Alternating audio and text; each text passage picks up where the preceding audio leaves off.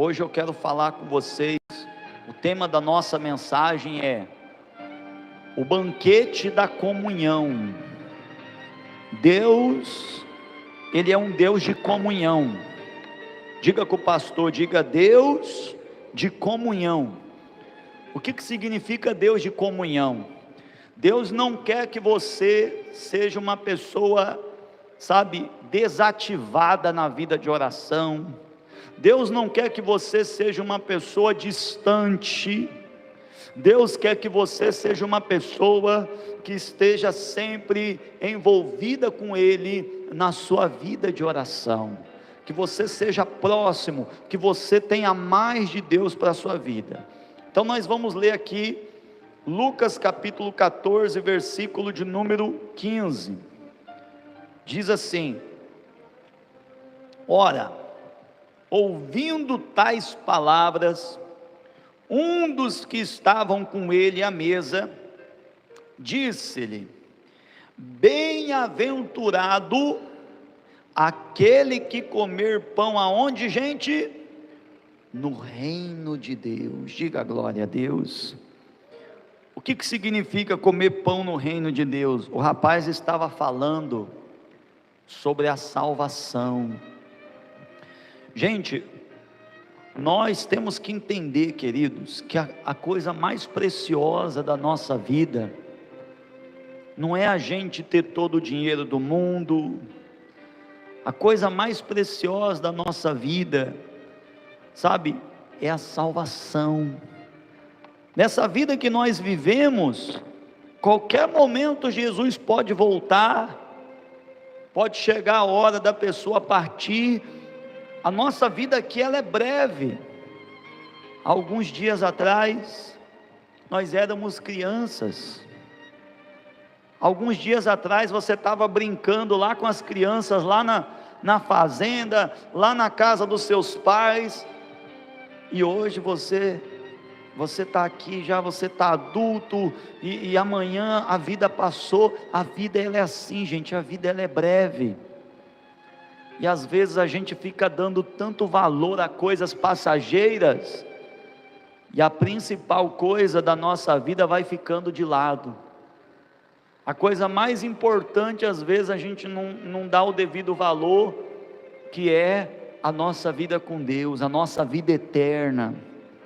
E por isso eu quero dizer para vocês, que você sempre lembre disso, queridos. A coisa principal precisa ser a salvação.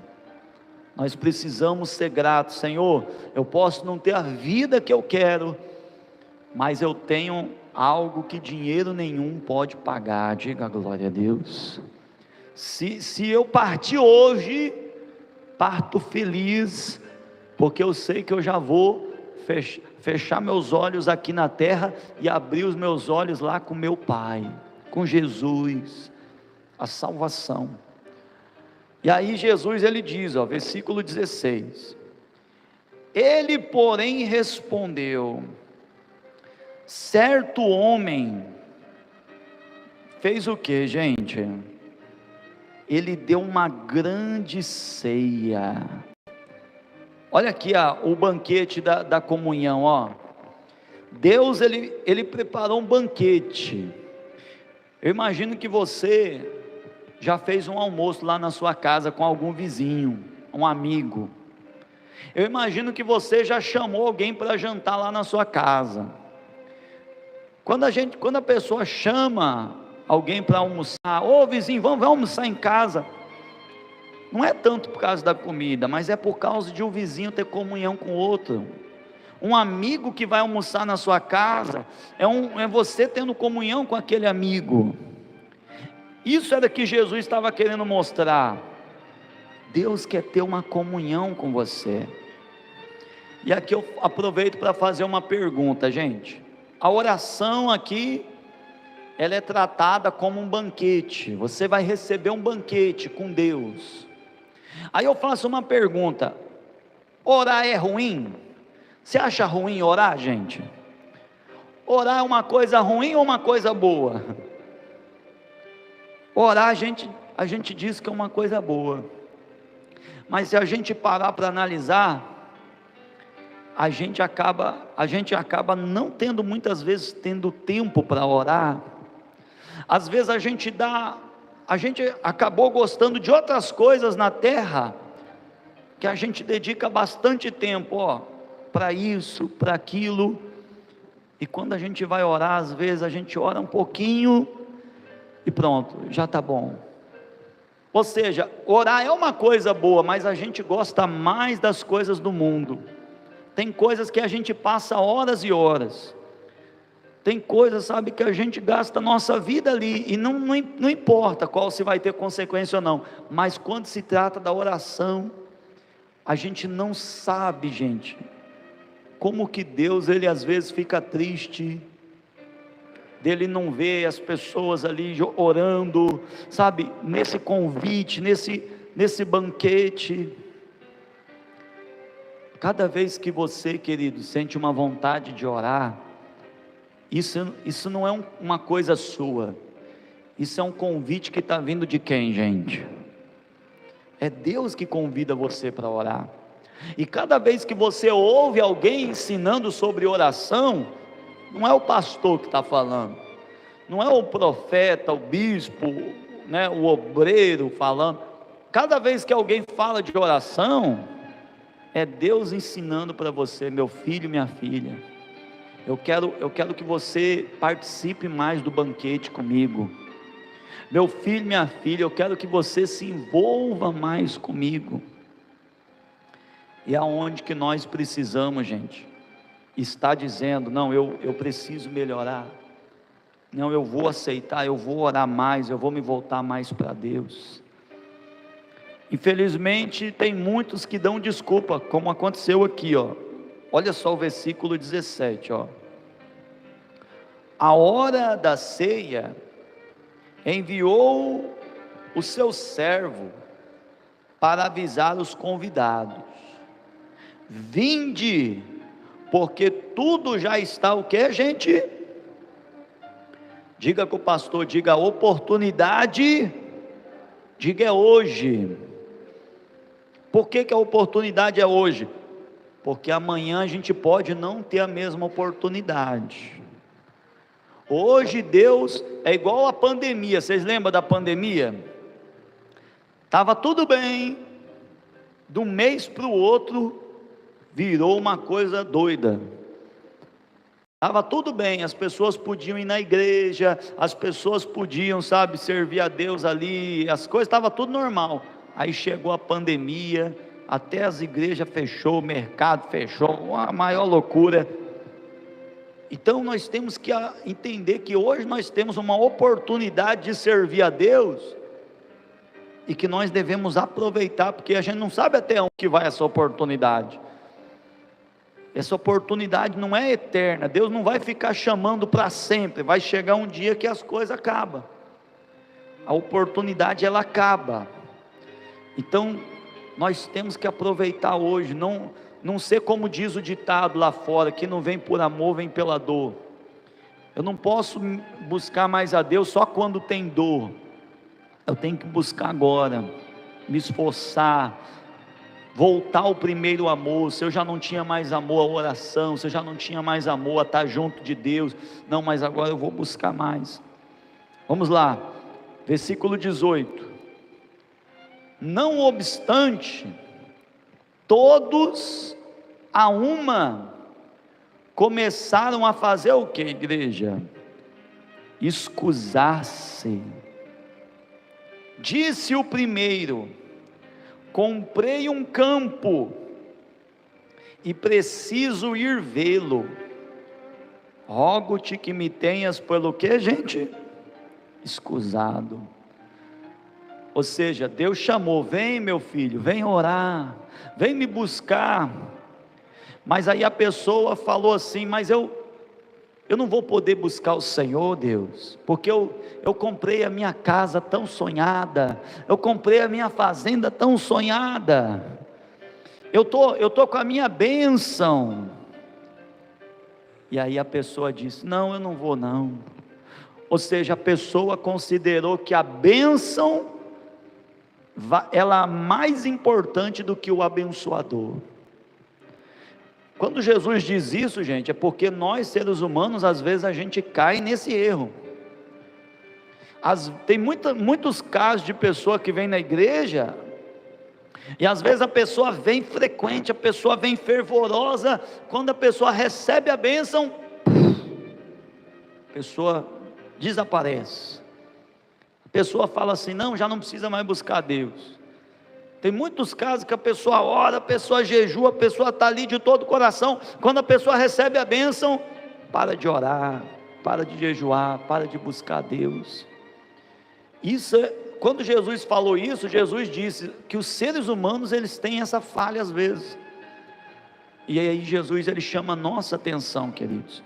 Não é pecado você ter a sua casa, sua fazenda, sua rede de negócios, carro, ou seja lá o que for, não é pecado, desde que você não diminua o valor de Deus na sua vida.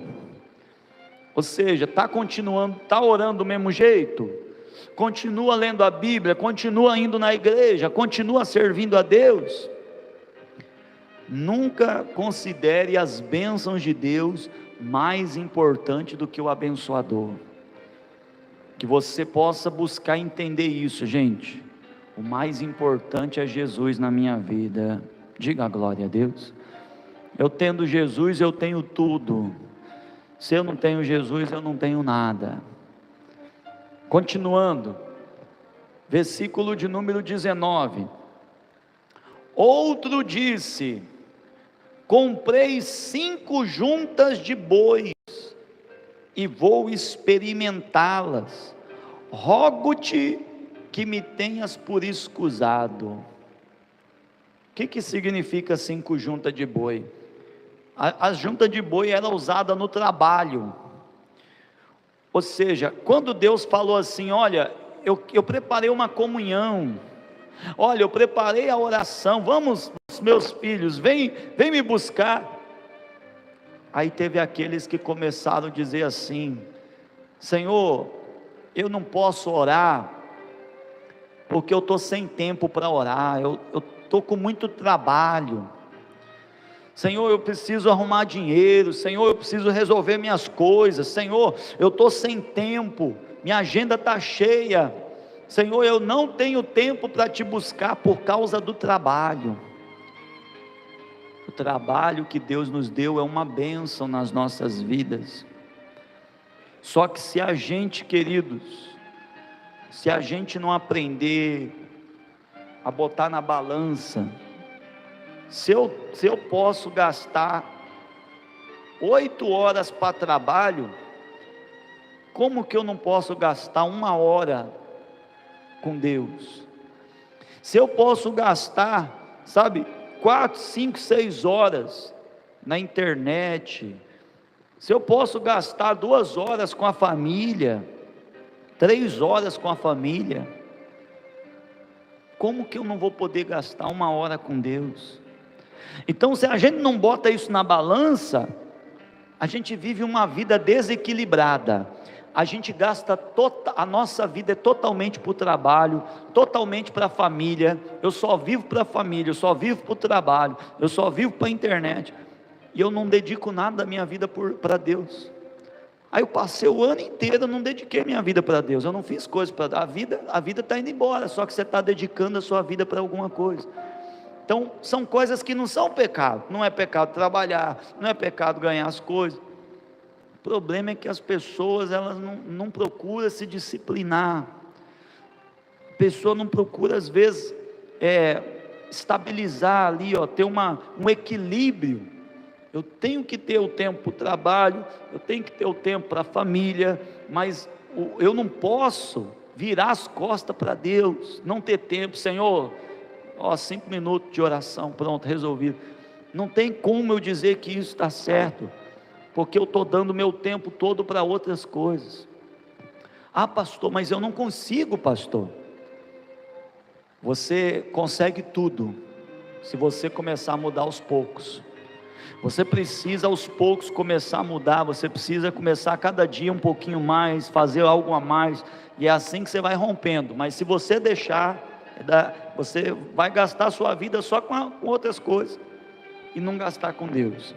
Então, era o que Jesus estava mostrando. E um outro ponto ainda, versículo 20, ó. E o outro disse: casei-me, e por isso não posso ir, ó. Aqui Jesus ele já falou sobre relacionamento, sobre família, sobre amizade, sobre às vezes a pessoa, por causa de outras pessoas, a pessoa se afastar de Deus, por causa da família, a pessoa se afastar de Deus. Foi por isso que Jesus ele disse assim: se alguém amar a sua família mais do que a mim, não é digno de mim. Ou seja, quanto que você dedica para a sua família, quanto que você se dedica para Deus, quanto que a sua família é importante e o quanto que Deus é importante. Não é o tanto que eu falo. A Bíblia diz assim: tem muitos que professam amor com a boca, mas as obras mostram ao contrário. Quando você diz que você ama a sua família, é notório, porque a pessoa vê você se doando pela sua família. Mas o mesmo precisa ser para Deus as obras. O jeito que eu trato a minha família, eu tenho que tratar, que dar para Deus, me doar para Deus. Eu não posso deixar uma amizade me afastar de Deus. Eu não posso me deixar a família me afastar de Deus. Foi o que Jesus estava mostrando. Versículo 21. Voltando o servo, tudo contou ao seu senhor. Então, irado, o dono da casa disse ao seu servo: sai depressa para as ruas e becos da cidade, e traze para aqui quem, gente? Os pobres, os aleijados, os cegos e os coxos. O que significa isso, gente? Vamos entender alguns pontos aqui. Primeiro, principal ponto: o meu povo não quer me buscar porque já recebeu a bênção, então eles vão ficar do lado de fora. Manda vir aqueles que vão dar valor. O meu povo não quer me servir porque é muito trabalho, vai ficar para o lado de fora. Entra quem vai dar valor. O meu povo não quer me servir por causa da família, por causa do casamento, de amizade, relacionamento, fica para o lado de fora, e entra para dentro quem vai dar valor. Primeiro ponto foi: eu posso ser povo de Deus, eu posso ser pastor, eu posso ter o sangue de Jesus sobre a minha vida, se no dia de hoje eu não valorizar a minha vida de oração, ficar dando desculpa, não, tem que trabalhar, não, eu preciso, cuidar da família, não, eu preciso lá ver minhas coisas, e não tiver tempo para orar, está tudo sendo anotado. Eu estou plantando, eu estou me afastando, eu estou perdendo, estou virando as costas para Deus. Eu não posso, gente, cair nesse engano. Você tem que entender que vida com Deus não é só aqui na igreja. Vida com Deus, gente, é a gente estar buscando a Deus diariamente, é a gente estar orando em casa, a gente vai fazer as coisas orando, a gente procurar crescer, procurar a direção do Espírito Santo, procurar ter um devocional, ler a Bíblia todos os dias. Ou seja, nós temos que procurar estar próximos, procurar crescer, procurar buscar mais de Deus, porque senão a gente acha que, eu orar uma vez no dia, pronto, já está resolvido. E é o que a palavra mostra: Deus quer mais comunhão.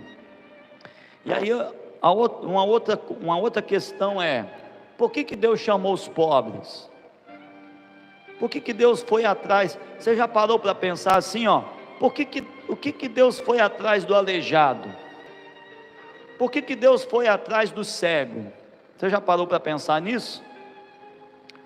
Os pobres, gente, eles são aqueles que passam mais necessidade.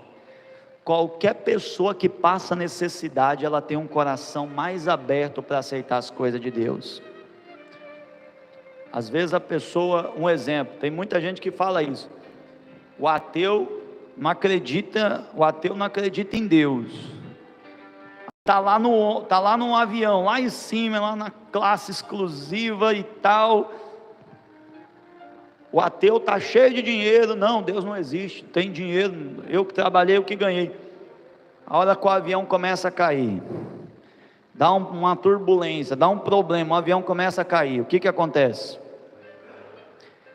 Aquele que não acreditava em Deus agora começa a orar, porque ser humano é assim. Quando nós estamos com a barriga cheia, rapaz, eu tenho dinheiro, para minha família, rapaz, eu tenho trabalho, rapaz, eu estou com saúde, estou cheio de saúde.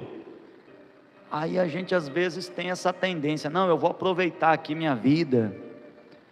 Quando bate uma doença, meu filho, quando bate um problema, a gente ora como nunca orou. E aí Deus fala assim, você não podia orar já assim antes, só quando a coisa aperta? Então quando Deus fala o pobre, é por causa que toda pessoa que está passando alguma necessidade, ela costuma estar com o coração mais quebrantado. Quando Deus ele fala o aleijado, o que é uma pessoa aleijada? Uma pessoa que não consegue se locomover, ou seja, quando a vida de alguém está travada, quando a pessoa está com a vida travada, a pessoa normalmente ela vai estar, Senhor me ajuda, Senhor eu estou aqui com a vida travada, está todo mundo andando meu Deus, e eu estou com a vida parada, e a pessoa acaba se voltando mais para Deus, ela acaba estando com o coração quebrantado. Quando Deus fala do cego, por que Deus chamou o cego? O cego significa os perdidos. O perdido nas drogas, está cego. Perdido na prostituição, está cego. Mas quando você converte um drogado, quando você converte uma pessoa que estava perdida, aquela pessoa ela vem servir a Deus de todo o coração dela. Você sabe quem foi a primeira pessoa que viu Jesus quando ele ressuscitou? Alguém sabe dizer para o pastor, quem foi a primeira pessoa que viu Jesus quando ele ressuscitou? Foi o apóstolo João que deitava no colo de Jesus? Quem foi a primeira pessoa que viu Jesus quando ressuscitou? Foi o apóstolo Pedro que dizia, Senhor, eu dou a minha vida pelo Senhor, o Senhor é o meu Deus. Não, primeira pessoa que viu Jesus não foi o apóstolo Pedro, não foi o apóstolo João que deitava no colo, foi a Maria, da qual expeliram 7 demônios, espíritos malignos, alguém que vivia numa vida de prostituição, de coisas erradas, mas que o dia que Jesus libertou ela estava lá no fundo do poço, e ela se agarrou a Jesus como nunca, ela estava sempre ali com Jesus, lá na cruz estava com Jesus, lá no deserto estava com Jesus, quando Jesus morreu, ela foi o primeiro a estar no túmulo de Jesus, foi a primeira a ver o Senhor, porque quando Jesus ele resgata os perdidos, ele estava tão machucado, ele estava tão sofrendo, que ele se lança de todo o coração. Então é o que Jesus está falando para a gente, queridos. Eu quero que vocês não sejam como esse povo aqui, ó. Eu estou abençoado, então não preciso orar bastante, não preciso ler a Bíblia. Não, para que ler a Bíblia, para que orar? Não, orar e ler a Bíblia, gente, é ordenança do Espírito Santo de Deus. Está escrito lá em Josué, medita na Bíblia dia e noite. O correto de ler a Bíblia é 3,5 capítulos. Por que você fala isso, pastor? Porque é o tanto que dá para ler a Bíblia num ano. Se você ler 3,5 capítulos, é o certo de você ler a Bíblia num ano. Então isso é a base. A gente teria que ler pelo menos 3,5 capítulos. Jesus, a oração dele, ele mostrou, ele fez 3 orações, cada oração durou 1 hora. Não diga que você vai orar 1 hora, mas você gastar um tempo a mais, você ter um momento de você orar ali uma meia hora, você ter os seus dias de vir na igreja, você sabe, não cair nesse erro que as pessoas fizeram. Não, tem muito trabalho, não dá para mim ir na igreja, não, é muita correria, não posso orar não, minha família não, porque as pessoas que não dão valor, elas estão ficando lá de fora, e as pessoas que estão lá perdidas, na cegueira, na pobreza, aleijado, a vida travada, coxo, andando com dificuldade, Jesus vai lá, para quem não deu valor, ele fala assim, vai ter alguém que vai dar valor. E para a gente finalizar, versículo 22, depois lhe disse o servo, Senhor, feito está como mandaste ainda alugar. Respondeu-lhe o Senhor, sai pelos caminhos e atalhos, e obriga todos a entrar, para que fique cheia a minha casa, porque vos declaro que nenhum daqueles homens que foram convidados, provará a minha ceia. A gente vai provar a ceia de Deus em nome de quem, gente? Em nome do Senhor, queridos. Prove a ceia de Deus, por meio de você todo dia falar, eu vou orar mais, eu vou buscar mais, eu vou ler a Bíblia, eu vou jejuar, eu vou para a igreja, eu vou ter a minha comunhão com quem, gente? Eu vou ter a comunhão com Deus. Diga glória a Deus.